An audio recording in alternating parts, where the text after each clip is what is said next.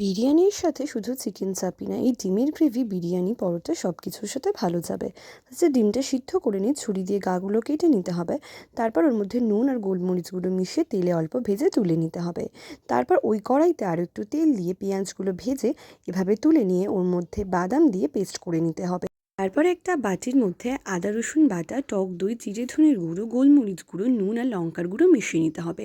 কড়াইতে সাদা তেলের মধ্যে শুকনো লঙ্কার গরম মশলা ফোড়ন দিয়ে আদা বাটার পেস্টটা দিয়ে নিতে হবে। মশলাটা থেকে একটু তেল ছেড়ে এলে পেঁয়াজ বাটাটা দিয়ে জল দিয়ে মশলাটা কিন্তু ভালোভাবে কষিয়ে নিতে হবে। যখন দেখবেন এইভাবে তেল ছেড়ে আসছে তখন একটু পরিমাণ মতো গরম জল দিয়ে ওর মধ্যে দিয়ে নিতে হবে পরিমাণ মতো নুন, চিনি আর কয়েকটা কাঁচা লঙ্কা চেরা।